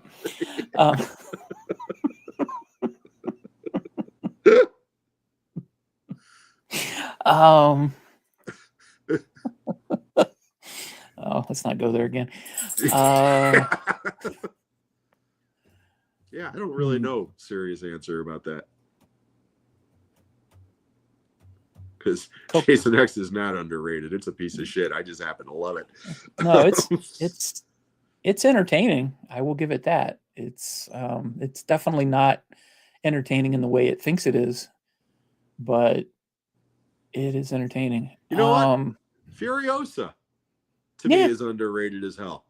Yeah, it really is. It didn't make a lot of money, and people don't talk about it as much as they talk about Fury Road. And I'm not saying it's better or even as good as Fury Road, but it's a lot better than people give it credit for. So I would agree with that. Okay, let's see here, real quickly before I get in. No, we got to start getting into some music stuff here because it's already 1:15. All right. Me and Sean, we talk about movies all the time because, as we mentioned earlier, we are co-hosts on Talking Movies with Sean, Kenny, and Jim. So we talk about movies, obviously, on that show. And we also just basically talk about movies on our channels as well. But one thing that we do have in common is we are both big-time music fans. And we're also big-time headbangers, as it came to be, as I found out as we started, getting to know each other a little bit. Mm-hmm. I know that you go to a lot of concerts. Okay. I mean, a lot. You just went and saw Gene Simmons, 2 nights ago? Wednesday night. Yeah. Yeah. A couple nights ago. Okay. Sunday night, I went to see Devo. Okay. So you go to a lot of concerts. Okay. So you've probably seen more shows than me. And I mean, I've seen well over 100, but you've probably gone to 100 since I've known you. Anyway. No. I don't go to that many shows anymore. I go occasionally, but yeah, in the 80s, I used to go to tons of shows. Yeah, me too. When they were cheap, I'm gonna dig out my $10 stubs here one of these days. Right. But out of all the shows you've seen, okay, is there one that sticks out as your favorite? And it doesn't necessarily have to even be the best show. It could just be something that you look back at seeing that show and it just makes you smile. You're like, yeah, it didn't get better than that. The one show that I always go back to as a great experience was, I think it was April of '92. I went to see Pearl Jam, of all bands, at Peabody's Down Under in Cleveland. And it was like, there was sort of a unique circumstance to why they played this place. They were just peaking in terms of their fandom, but they had booked a show there before anybody knew who they were. And it's like a place that only holds like 200 people. well, it's closed now, but back then it only held like 200 people. But they had to cancel that show because they were going on tour with Red Hot Chili Peppers. But they decided to honor the show and come back and play it. But in that amount of time, they got huge. So everybody and their mother wanted to get in to see that show. And I somehow got tickets to it. I can't remember how. I just called up and bought them, but it was like the hottest ticket in Cleveland. And that show was amazing. That was there used to be a band called Mother Love Bone, who was Andrew Wood's band. He passed away, and a couple of the members formed Pearl Jam with some other guys. And long story short, they played this little bar. A band called 11 opened up for them. I went with my girlfriend at the time, and that show was just like magic, just absolutely crazy. Eddie Vedder stopped the show because somebody was getting pushed around in the front.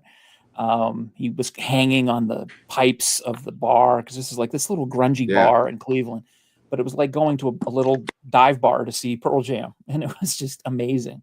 There was not a bad seat in the place. It was great. Later, like 2 months later, I saw him at Lollapalooza, and it was like completely different because we were at an open air theater, arena, amphitheater type thing. It was like not even close to being anywhere near as good because it wasn't as intimate or as fun or as cool because you weren't right smack in the face with them, But I always will think about that. And then I think the Cleveland Plain Dealer published their 25 best concert in Cleveland list a couple of years ago, and that Pearl Jam show made it like all time. You think Cleveland, save rock and roll. And I was at one of the 25 best shows in Cleveland ever. That's pretty great. That's pretty great. So that would definitely be one of my best, if not the best. Now, speaking of Cleveland, they're known, like you just said, they're a big rock and roll town, and they've got the Rock and Roll Hall of Fame there, which I have mixed feelings on. Okay, as far as who's in there and who's not in there. Okay. Yeah. But at the top, again, off the top of your head, 3 artists that you think really should be in there. No brainer, no argument. Why are they not there? That sort of thing. Because that's how I was for years until Rush finally got in there. I was screaming every fucking year that they were eligible. Why is this taking so long? Yeah. I've actually lost track because some of the people that I think should be in there may have gotten in the last few years because I haven't kept track of the inductions. But Deep Purple, I don't believe is in there. Yeah, they are now. They are in there? Yeah, okay. Lars Ulrich actually inducted them. Okay. So they're in there. Iron Maiden. I know they're Maiden's not. That's number 1 on my list. Yeah. I don't know that they would necessarily qualify, but they should be in there anyway. Would be Motorhead. Yeah, Motorhead should definitely be in there. And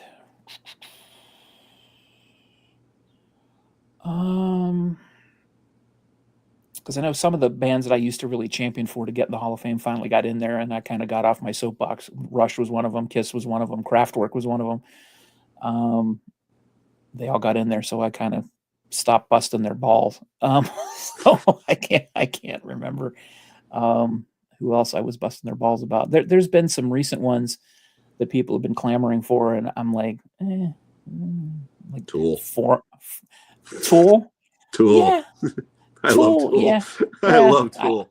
I love Tool too, but I got into Tool later in life, obviously, because they're a little bit newer of a band. I mean, not new, but newer. But yeah, I could say Tool. They should be in there. They've influenced a lot of people. I was going to say there's some people, clamoring for like Foreigner to get in, but I don't know if they just got in. They just got in last year. Yeah. So I don't know. But so we'll go with Tool. Tool's fine. Styx. I mean, regardless if you like Styx or not, man, there's in the 70s. Yeah, they should be in there. One of those bands, Yeah, they should be in there. Because I thought they got in, but like I said, I haven't been following it too much. Mr. Dan said Edgar Winter. Isn't he in there? I don't know. I don't think so. That sucks because he should be in. Yeah. Grand Funk. I mean, there's a lot of bands that should be in there. Yeah. Yeah, there's a lot of bands that I can't remember that they're in there or not in there. Because like I said, the bands that I would be championing for have finally gotten in. So um, I haven't been paying attention. And some bands now they get in, and I'm like, are you kidding me? Yeah. Well, see, that's what gets me. Okay. And again, I don't mean this in any way disrespectful. Okay.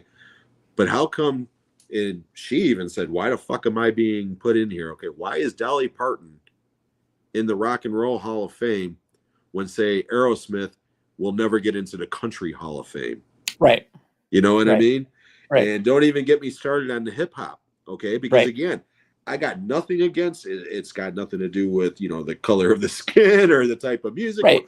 It's not rock and roll. Okay. Right. Now, if you want to throw the old R&B artists into the rock and roll, I'm totally down with that, because there would be no rock and roll without that. Right. Okay. Exactly. Or the Motown artists and such, by all means, they should definitely be there, because like I said, there would be no rock as we know it without that music. But again, no disrespect. Why the hell is Janet Jackson in the Rock and Roll Hall of Fame? Right. Why is Chaka Khan in there? I mean, I don't get it. I just don't get it. Yeah, I went to I think it was maybe not the last time, but one of the most recent times that they held the induction ceremony in Cleveland. And we got to see the Go-Go's and Foo Fighters and Paul McCartney, and got to see Paul McCartney jam with the Foo Fighters. That's which cool. was awesome. Yeah. But I got to see LL Cool J perform with Eminem, and I'm thinking, that's great, but Rock and Roll Hall of Fame? Yeah, exactly. Jay-Z?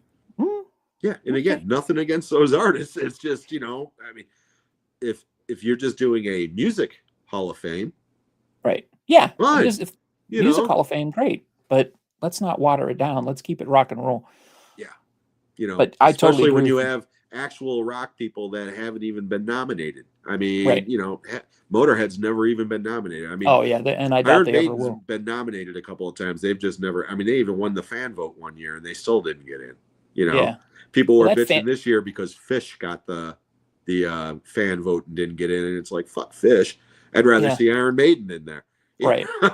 That fan vote is hilarious, because I think the fan vote, like, you can get like however many thousands of votes in that, but if you win that fan vote, that only counts as one total vote Yeah. in the whole process, which Yeah. is bullshit. Yeah. So Well, what got me was, I think the only reason why Rush got in the first place is because they finally got on the fan vote, and they won that handily as a first-time voter against other artists that had already, and that's when they were finally like, oh shit, maybe we should consider putting these guys in, Right. And when I watched that induction ceremony, on TV. Obviously, I wasn't there live. But when that douchebag from Rolling Stone, John Wenner, is introducing the different people at the beginning of the show, he didn't even get Rush out of his mouth. He said, from Canada, and the fucking place went nuts. And it was like a 10-minute standing ovation where he's just standing there, just like, looking like an asshole. And they showed the camera kept showing the three guys with their wives, and even they were like, holy shit. I mean, it was such a love fest. And it was like, in that moment, I felt exonerated, because I was like, I've been the number one Rush fan for years, getting into fistfights over over this band, and they're finally getting some love. I mean, Yep.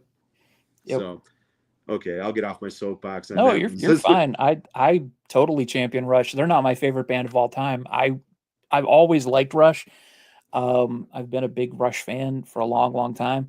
I actually feel kind of guilty that I've been as lucky as I have been with Rush. Like, I think I told you on one either before we were on the air or on the show, I actually am on, not me personally, but I was at the Cleveland show, the Time Machine tour. Bastard. Yeah. So anytime I want to watch that show, I can watch that show, which is awesome. That was the first time I ever saw him live. Yeah, because that rendition of Working Man that night, to me, is still one of the greatest live things I've ever seen in my life. The jam session between the two of them. I mean, it is just incredible. And I can only imagine what it would have been like to see that Yeah, in the flesh. It was amazing. It was great. The funny thing was before the show started, they came out. The guy that filmed it, the director, he came out and he's like, "Come on, I want the crowd to really be into this because this is going to be immortalized." And I don't think he really had to whip the crowd up too much because the crowd was into it. But then after it was done and out, they came back to Cleveland and showed it at a local theater, and the crowd in the theater was crazy as well. It was awesome. So it was just really cool. Shit, Rush wouldn't have made it without Cleveland. I mean, Donna Halper, anybody who doesn't know, she's the first DJ in this country basically who played Rush on the radio and did it a lot. And that's how it started. So thank you, Cleveland. Okay, we already talked, your favorite concert, so to speak. What about least favorite? Is there a concert that you saw that just either it was a bad show or whatever circumstances, it was just one that you're like, oh God, that was a waste. I'll never get that time back in my life, that sort of thing. I could give you two answers for that. One, the worst performance that I ever saw live was John Sykes's band, Blue Murder. It was Carmine Appice and Tony Franklin on bass.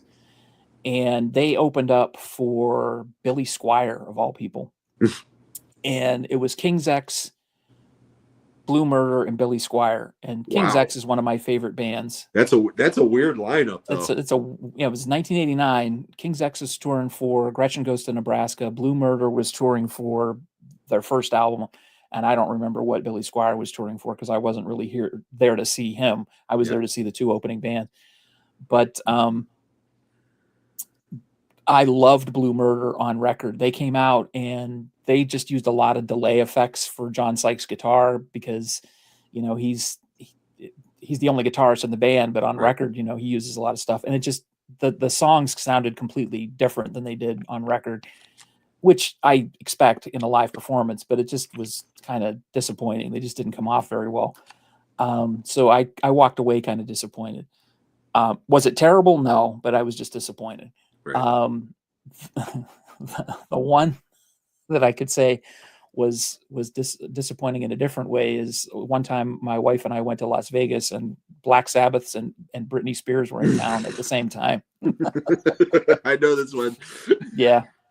And I had a choice if I could go to see Black Sabbath or Britney Spears with my wife, and I went to see Britney Spears and not Black Sabbath, and that was Black Sabbath's last tour. So I got to watch Britney Spears lip sync through a bunch of her hits rather than seeing Ozzy and Tony Iommi and Geezer Butler and not Bill Ward playing the drums. I'm still hot about that. But you're a better husband than me, man. I'd be like, see you, honey, I'm going to see Ozzy. Unless Britney's doing this show in the nude, I ain't interested. Yeah.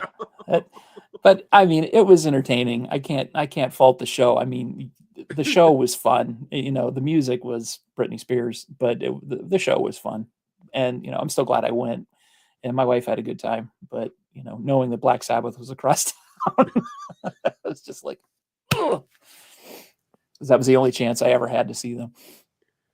Yeah, it says underrated male actor Nick Nolte. Yeah, great actor. Oh, that's a underrated good one. Female actor Linda Blair. Underrated director Ryan Nicholson and Fede Alvarez. Yeah, underrated film Savage Streets. Yeah, we know how much you love Savage Streets, buddy. It seems to be a theme. And Dan says, crack that whip. It's funny. They did that song like fifth in the set just to get it out of the way. They did not do that as an encore. And Yam says, I watched Hereditary for the first time about a month ago with very low expectations. Wow, blew me away.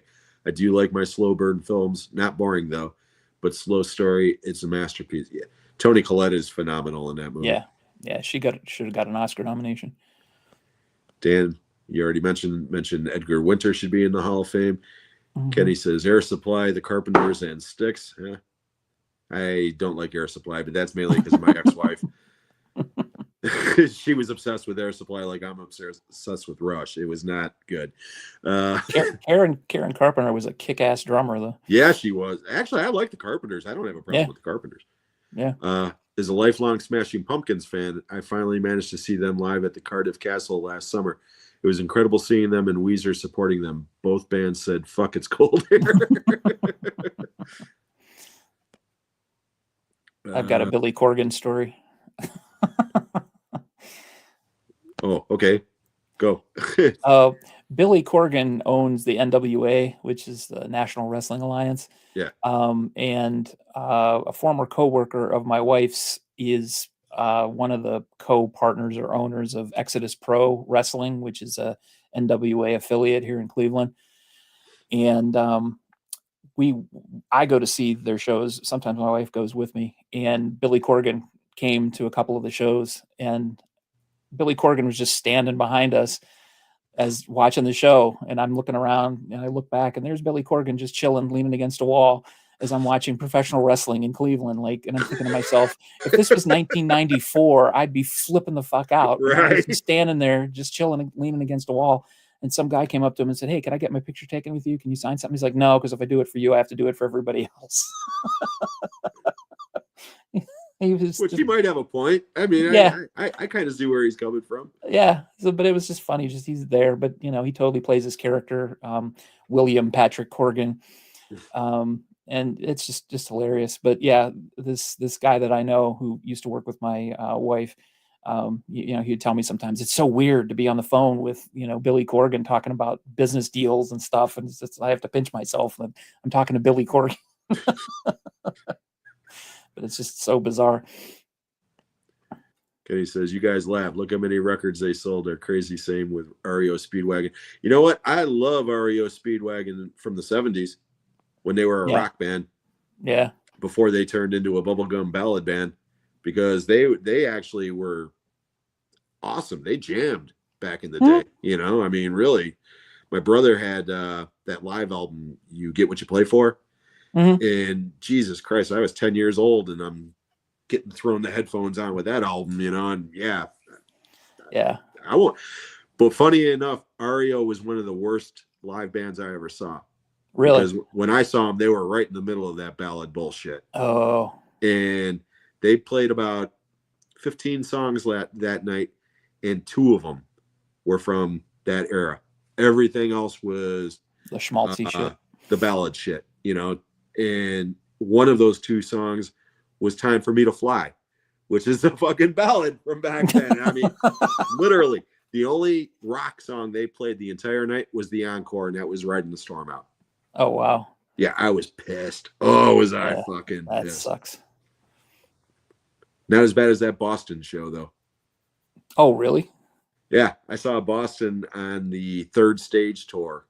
I forget what year that was, 86, I think, when they got back together. Mm-hmm. Okay. Amanda.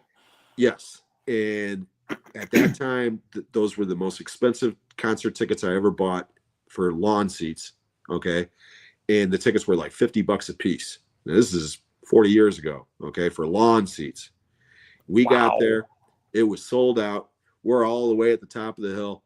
They come out on stage, and I'm telling you, not only did they lip sync, because every note was exactly the way it was on the albums. Okay. Wow. But the volume was about as loud as we are right now talking. Oh, brother. You could have been sitting next to me. We could have been talking to each other like we are right now and hearing each other fine. I've been to so many concerts. That's never been the case. It's always, "This is fucking great, man." I mean, wow. Concert, oh, God. To this day, I'm still pissed about that one. Wow. I never got the chance to see them. Yeah, I wish I didn't. Because I was a huge Boston fan at that point. I didn't like that album, but I loved the first 2 Boston. Yeah, the first 2 were great. Especially the debut. I still love that album. But it's a great album. Oh my God, I was so pissed off. It was just Oh, Sarah's here. Hello, Sarah. Thank you so much for being here. You got your new iPad mini today. Awesome. Cool. I know you mentioned that on one of the comments on one of my videos the other day that you were getting one. So that's great. I remember when Kenny was in Public Enemy for a short while.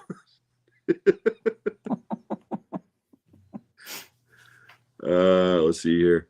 Carlos says, "Fun stream, Jim, and excellent guest and Sean, showing support from across the pond. Guys, have a great weekend." Thank you so much, Sean. Or thank you so much, Carlos, for being here, buddy. I really appreciate it. And yeah, we Thanks, will Carlos. be talking soon, buddy. As a matter of fact, tomorrow, Carlos is on the Westerns for Life podcast. They're doing the newest episode, Western. It's the 10-year anniversary of the Hateful Eight. Oh, nice. And him and his two partners, Dan, who has also been on this show before, and Jeff, who will be on next month. If anybody hasn't subscribed to the Talking Movies podcast channel, please do so. You'll be able to watch those episodes, and they're always great. Always great. So thank you so much, Carlos. I appreciate it, buddy. Okay, people saying goodbye to each other. And okay. Bucket list concerts.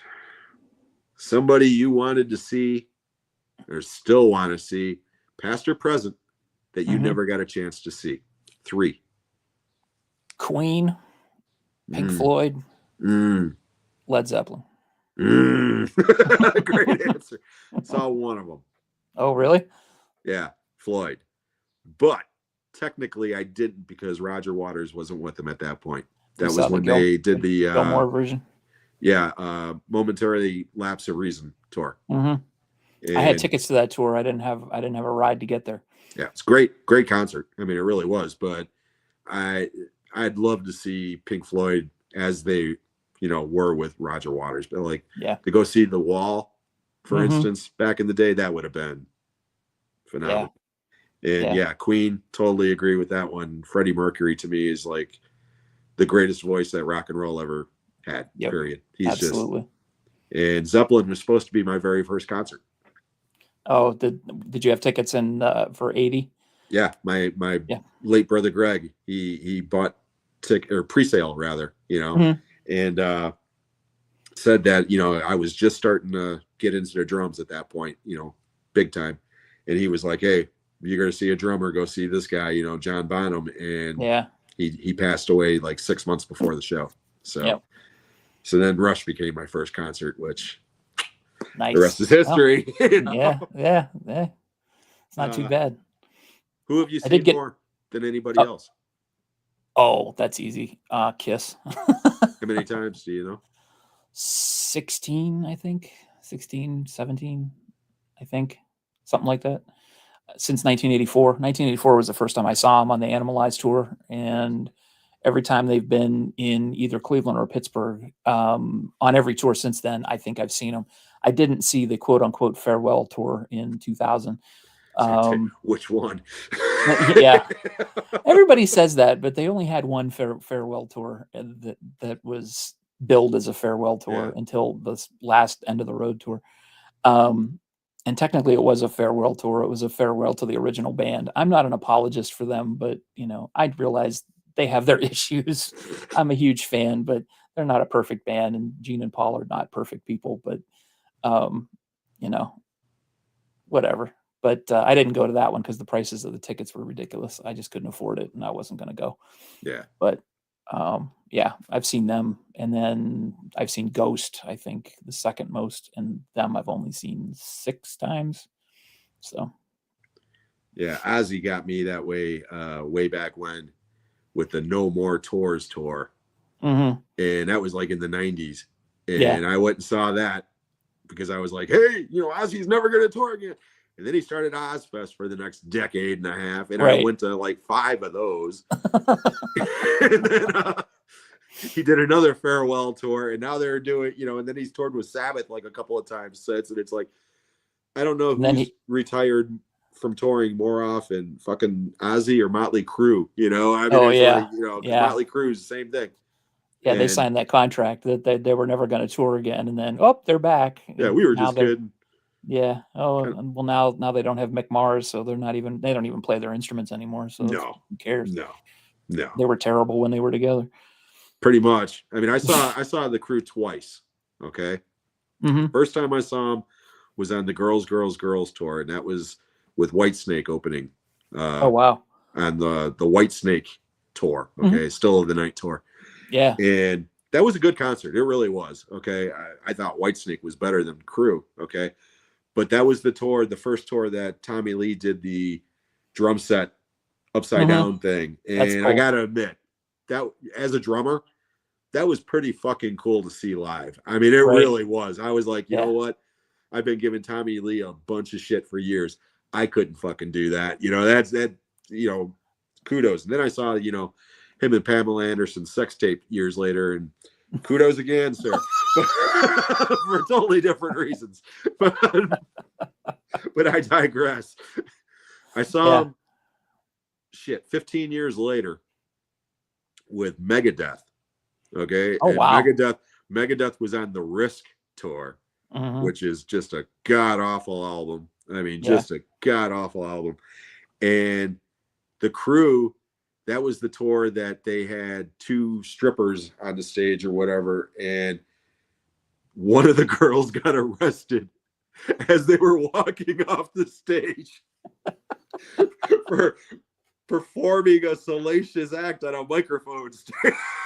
Wow. Like, you know, and quite honestly, that was the highlight of that fucking show, man.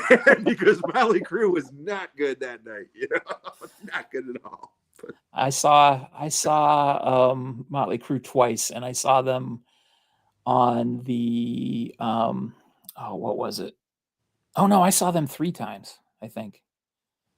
Yeah, I saw them 3 times. That's how forgettable they are. But I saw them with Sum 41, I think it was, that opened up for them.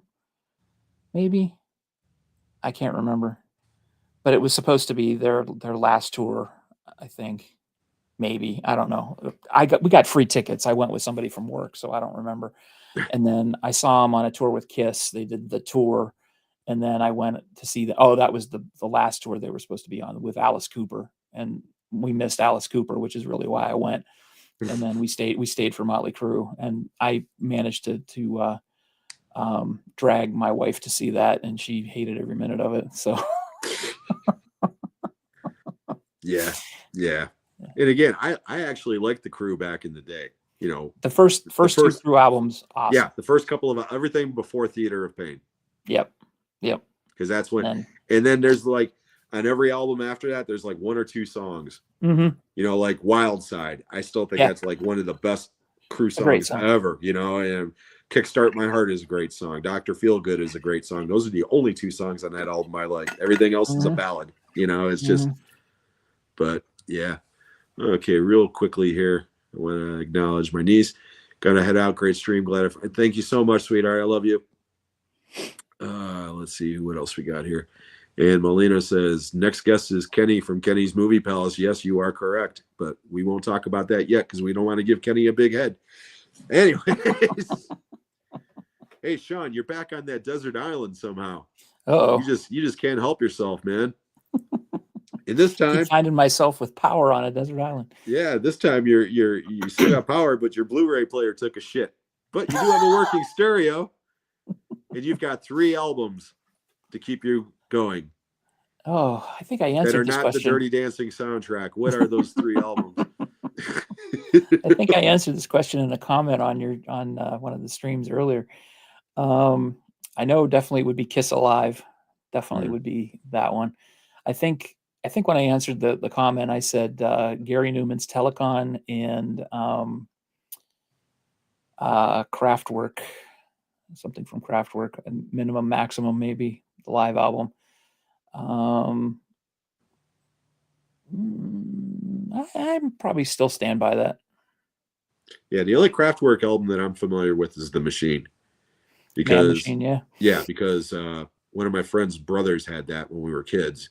And it was just like, I had never heard music like that at that point in my life. You know, it's just like, what the hell is this? You know, and it did it. I love that album. You know, I haven't heard it in years, but I remember I loved that album for years. Let's see here. I got introduced to them. I needed money I needed to break a $20 bill I had because I wanted to go play games at the arcade. So I walked into our National Record Mart at the mall, and they had a yellow vinyl 45 of Pocket Calculator. And I thought, oh, this is really cool. What is that? I'll just buy it just for shits and giggles and, you know, go home and listen to it. And I was like, this is fucking cool. This is really awesome. So then I went and I bought the album, and then I was a Kraftwerk fan after that. That's music that can admittedly could drive someone insane if they don't like it because it's so repetitive. But that's Right. what I like about it. Texas says, well, Crew had to pay all that money for keeping Vince out Yeah, of prison for killing Razzle from Hanoi Rocks. Yeah. yeah, Yeah, I you're remember absolutely that. right. Yeah, that was horrifying. Yeah. Okay, back to overrated, underrated. Oh boy. Name a band that by and large people just think is like awesome that you just have never gotten into at all. Oh man, there are so many, so many.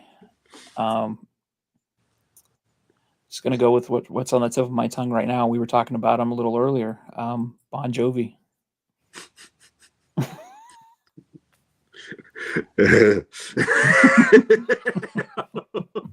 Yeah, I'm not.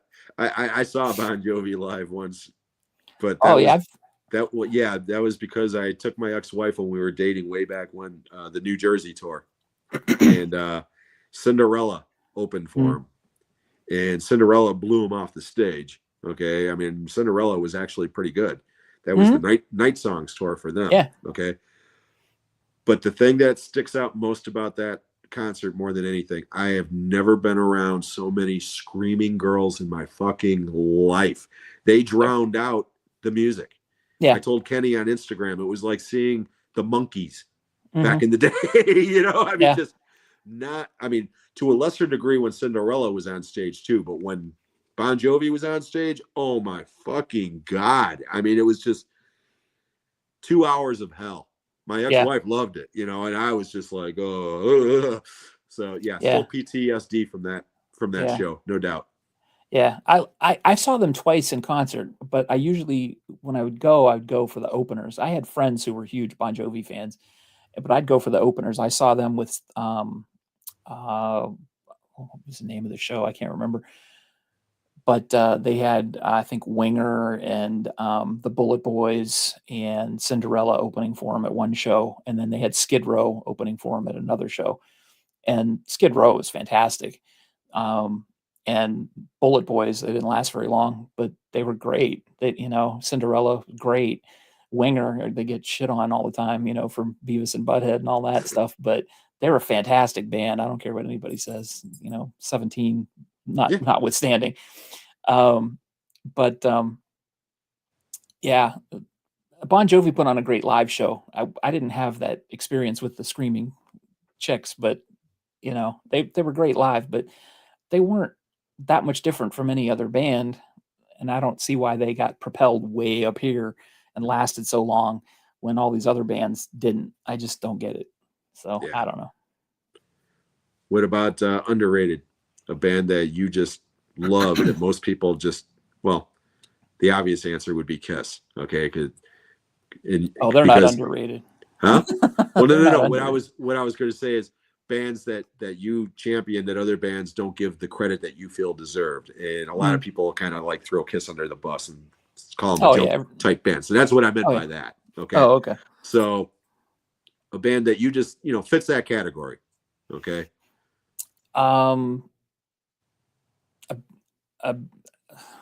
So this is still an underrated band in your eyes. Yeah. King's X. Okay. King's X. That if you ask most musicians for one of their favorite bands, not most musicians, but a lot of musicians that I listen to, bands that they enjoy, at least from the eras that I listen to, they'll mention King's X as an influence or somebody that they love to listen to, like Alice in Chains and a lot of the grunge bands, and just for their musicianship. There we go. But they should have been huge. They should have been monstrous, and they just weren't for whatever reason. They're like the Beatles, heavy metal Beatles is what I would call them. I don't know if you've ever listened to them. Yeah, I have. Yeah, I think they should have been huge. They're still around. They're still touring. Their concerts are fantastic. They still pack them in. They still have lots of fans, but they should have been gargantuan. I don't understand why they weren't bigger than they are. Nobody seems to figure that out. think of an album or CD, whatever you want to call it, that's on your shelf that you Mhm. really enjoy, that people would be shocked. Not only that you enjoy it, but that you own it. Oh, brother. Um, Boy, I listen to a lot of weird stuff, but I don't know. Um, hmm. I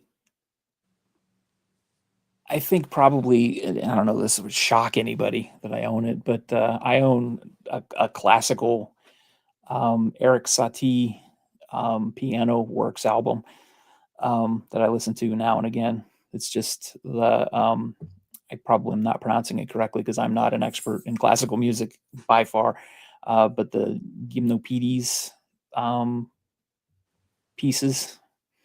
Nope, not I think familiar. that, yeah, I don't know. I don't know if that's the pronunciation or not.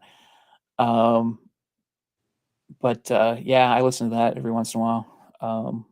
But I fell in love with that. I think from the movie Being There, it was playing in the background, and I'm like, "What is that music? I want to know what that is." And I looked it up, and I'm like, "This is great!" And I went out and bought it, and I just fell in love with it. And I'll put it on while I'm working. Sometimes it's one of the things I like about my job. I get to listen to music all day, so I Nice. just put my headphones on and listen to music while I'm just cutting and pasting or whatever I'm doing that day.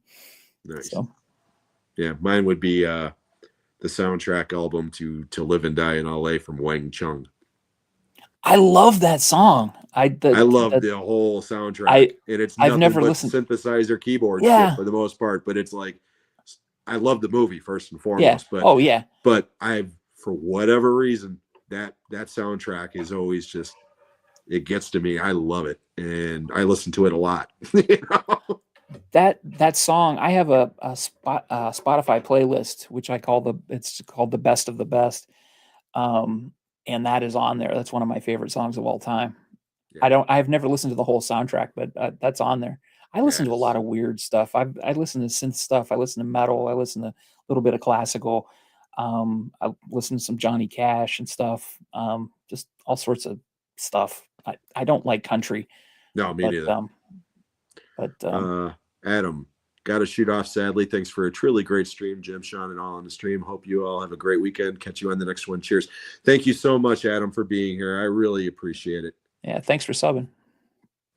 And Texas says one of my best friends is friends with Doug from King's X. Oh yeah, he's from Nice. Texas. Yeah, they're all from Texas. Yeah, that's it. That's the one. Nice. Okay, well, we are starting to come up on the 2 hour mark here already. See, time flies when we're It just, definitely does. bullshitting. I love it, but before we go, I want to give Sean a chance here to plug his channel and plug any exploits he's got coming up down the pipe. By all means, sir, the floor is yours. Okay. Well, like Jim said, I do have a channel. It's just Movie Assault. It's on YouTube, just as it's spelled below, Movie Assault. Um, so you can catch me talking about movies on there. I do reviews every now and again, but I haven't been lately, and I've called myself out for lying about not doing reviews lately. Liar. Yeah, it's me. I'm lying.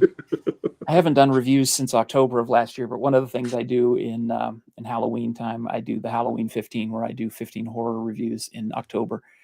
Um, but I usually do movie reviews throughout the year. I just haven't done any this year yet, so they're coming. Trust me. But then I also do talking movies with Sean Kinney and this guy. We do that every other Tuesday at 7:00 p.m. Eastern time. And coming up on this coming Tuesday, May 20th, we're doing our top 10 summer releases that are not parts of franchises or sequels, or I guess we're not doing remakes either. I'm not. Okay. I didn't Which I didn't really realize sucks that was because there was a couple that I had, and then I was like, "Fuck, they did." I haven't put my list together yet, so I won't put any remakes in mine either. But we're doing that. We always try to come up with something interesting as a topic. We've done deep dive reviews. We've done top 10 lists. We've had special guests. We have a special guest this coming Tuesday which is Mike from Mike's DVD and Blu-ray collection. He's a frequent guest. Who else? We've had Corey on. We've had Texas on. We've had Dan on. Yeah, can't forget Dan. So we're always talking about something. We always try to come up with interesting topics. So that's just a lot of fun to do, and it's usually the highlight of my week because I'm usually not thinking of movies all week. So it's great to just talk about movies for 2 hours on a Tuesday night and just shoot the shit and try to stay on topic, but not succeeding most of the time. Right. We'll go off on our tangents and talk about yams and whatever, but whatever might come up that yeah, particular week. That particular week, and we'll throw in our Dirty Dancing joke of the week and whatever. But it's always fun, and we always encourage the people in the chat to be part of it, and like you could do here. So, but yeah, that's all I've got going on. I have a website called movieassault.com, which I have movie reviews on if you prefer to read rather than listen to my big mouth. They're a little more eloquent than the ones that I deliver off the top of my head, because I can sit down and think. But yeah, I have to apologize. If you go to Media Assault on YouTube, like I said, you can watch some of my older videos, and you can tell the difference. Before I had COVID, I was a little more together brain-wise. Now I'm not so good. So I used to have a memory. I don't have a memory anymore. So that's what I'll blame it on. Huh? What? Simple Jack.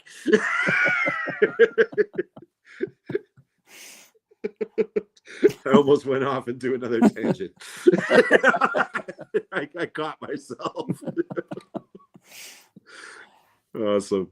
Well, yeah, like Sean said, you can reach him at his channel. If you haven't already done so, please subscribe at Movie Assault, spelled just like it is on his little blurb under. There you go, perfectly. If you want to subscribe to the Talking Movies with Sean, Kenny, and Jim channel, you can reach that at Talking Movies 2024. Yep. And like he said, this coming Tuesday night on the 20th at 7 p.m. Eastern Time, on either of those channels, Sean's channel or the 2024 Talking Movies 2024 channel, you can watch that episode of Talking Movies live with us. And like he said, the special guest will be Mike from Mike's DVD and Blu-ray collection. Mike's awesome guy. He's been on our show quite a few times. If something ever happens to me, I guarantee that these two guys will probably either get him or Dan to say, hey, take that other bastard's spot. So I got to stay on my toes. But anyways, same thing. If you haven't subscribed to Mike, please do so. I'm going to leave links to his channel as well. And on the next issue, what the hell am I talking about? 2 weeks from today, May 31st, right here on Jim's Movie Channel, will be the episode 11 of Shooting the Shit with Jim.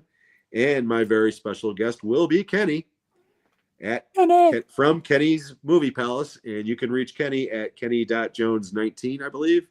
I forgot to write down his actual address, but I will put the link down. Kenny, if you're still there in the address or in the chat, please go ahead and put down your actual handle there, and I'll send people your way. But same thing, if you haven't already done so, please please go over to Kenny's channel and subscribe. Kenny's a great guy. On the three of us, when we do our channel, the way I always look at it is like Sean's the brains, Kenny's the heart, I'm the goofy sense of humor. You know, I mean, that's just kind of the way that I've always looked at our show together, you know. And Kenny's definitely the heart of our show. So there he is right there at Kenny Jones 6369. Thank you, Sean, for doing that. Yep. And Kenny just said, great job, guys. Kenny Jones 19. That's his Instagram. Yep. But anyways, like I said, we are coming up on the 2-hour mark. I want to thank everybody here in the chat who stopped by today. Sarah, thank you. Mike, Texas, all you guys in the chat. Sean, especially, I want to thank you first and foremost for being here, for taking the time out to do this. Yeah. And yeah, like I said, the show that we do with Kenny, yeah, it's the highlight of my week as well. It really is. So can't thank you guys enough for being here, spending a couple of hours with me and Sean. And like I said, if you can join us on Tuesday night on Sean's channel or on the Talking Movies channel, it would be absolutely phenomenal. I think it's going to be a really good show. I really do. Yep. And this one, I kind of told you guys, on Instagram, normally the day of the show is when I kind of put my stuff together, at the last minute. I just have always done that. This one, no, I had to, because we're not doing the franchise and the remakes and everything else. Yeah. Yeah. This is going to take some prep. Yeah, big time. And like I said, that's the other thing. Okay. I dropped a couple things on my Instagram, with music, like heavy metal. Okay. Mhm. And I forgot that they did that piece of shit sequel to it that, Yep. that nobody remembers. So it's like, okay, that one's out. Yep. And then I put Life Force on there the other day, but I had already picked a movie from '85. So I was like, fuck, so now I'm not doing Life Force. So it's like, wait, you're not even picking movies from the same year? I went a little bit crazy with my, you're tying your own with hands. my madness. Yeah. Because again, when I think of summers, I think of drive-ins. Okay. Yeah. So basically all of my movies, the first one is from 1975. My honorable mention is from 86. And the only year between that is not included is 79 because I couldn't decide on one movie. But every one of those years has one movie. And to make it even more difficult for myself, I wanted to make it movies that I've never mentioned in any way, shape, or form on our show before. Okay. See, So, I'm gonna do that, but I'm not. I can't say that I'm not gonna pick movies from the same year. Yeah. So, But, like I said, I from that window, that's where I'm picking from. So everything from 87 on is fair game as far as I'm concerned, because I'm not touching anything from those years. So man, that gives you guys lots of room to play. oh yeah, boy, I watch. We'll still pick the same movie. Yeah, tune in on Tuesday. Yeah, no shit. 5 guys all picked the same. Yeah, I almost blew it and said what one of them were. But anyways, don't do it. Tune in Tuesday for that show, guys. It's going to be a lot of fun. Mike says I better get cleaned up and stuff. Yeah, and we got everybody go to Mike's channel and wish him well. He just had surgery again recently. Yep. I mean, the guy's got more bionic in him than Steve Austin. So, we give Mike our love, and, yep. Our next guest star is Kenny. Yes. Melina really wants to see Kenny. See, Kenny brings the sex appeal to our show. I'm telling you, man. Breaking my heart. No, again, you're the brains. He's the sex appeal, So. I'm the brains. We're in trouble. You're our pre-COVID brain. Okay. So. I would have been great as the brains 10 years ago. Now I got faith in you, man. I got faith in you. So. But on that note, I think we are going to call it a day, everybody. I want to take this one last opportunity to thank everyone from the chat for coming in today. And thanks, Sean, once again for being here. I really appreciate it, my friend. This has been great. Thanks for having me on. I really appreciate it, and had a lot of fun. Great. And hopefully you'll come back further down the road. As a matter of fact. Oh, yeah, absolutely. Further down the road, I'm definitely going to have you and Kenny on at the same time. We're going to double dip one week just to drive everybody crazy. So, but I hope everybody has a great weekend. We'll catch everybody on the next one. Take care, everybody. See ya.